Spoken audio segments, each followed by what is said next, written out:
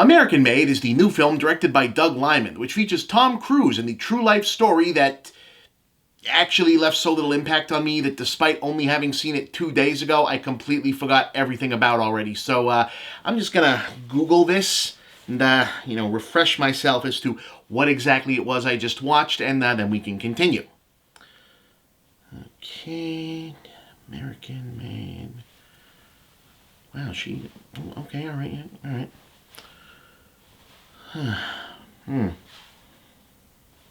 No. You might as well just roll the credits. This is going to take a bit.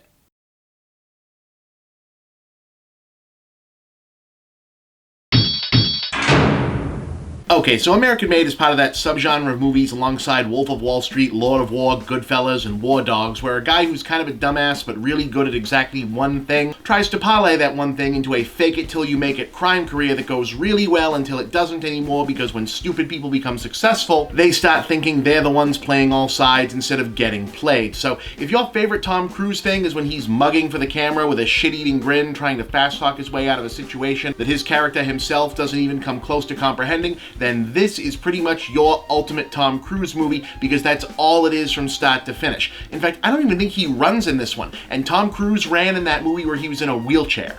But okay, this is one of those true/allegedly true stories, and Cruise is playing a pilot named Bobby Seale, who gets swept up into being a central figure in about a decade's worth of CIA meddling in Latin America that more or less served as the prequel to the Iran-Contra affair. The CIA drafts him to fly covert spy missions against the Sandinistas, and then also ferry cash back and forth to Manuel Noriega. Seale gets the bright idea to make it more worth his while by taking a side job smuggling cocaine for Pablo Escobar and the Medellin cartel. The CIA decides to let him keep doing that so long as he also smuggles guns to the Contras and then Contras to US training camps, all of which makes Seale fabulously wealthy and erroneously convinced that he's somehow invincible rather than just lucky.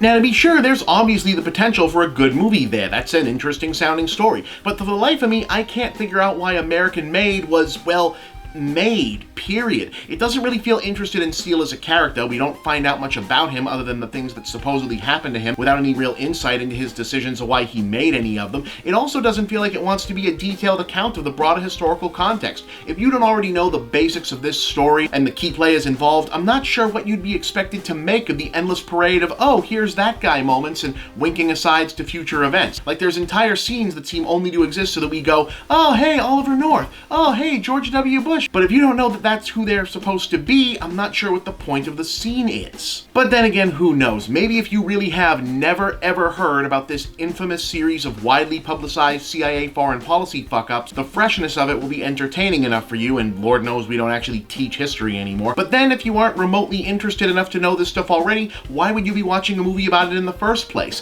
I guess it's kind of noteworthy that the film's version of Bobby Seale is less of a scumbag. Characters like this usually are, i.e. he's doing bad things that get him into trouble, but seems to be a pretty decent and or honorable guy otherwise, and that ultimately just remains a curiosity since, like I said, there's really not much to his character. Like, we know that he's super loyal to his wife and kids and uses his fortune to bulk up the shitty town the CIA sticks him in as a cover otherwise, but we don't find out why he's decent about that and not so much about the cocaine and the drugs, other than he's just not that bright of a guy to make any connection. Now, look, let's be clear about this. If any actor was going to be able to carry a movie like this on movie star charisma alone, it's definitely Tom Cruise. But even at his best, all he can really do is make the whole proceeding not feel overly long. There's just not enough movie here for you to hang on to. Likewise, we get an amusing turn from Domhnall Gleeson, who I guess was just going to be in every movie this year, as the CIA handler making all of this happen, but since the whole point of his character is that he coasts through the story and vanishes, he's not exactly an anchor in all of the lightweight dramedy either.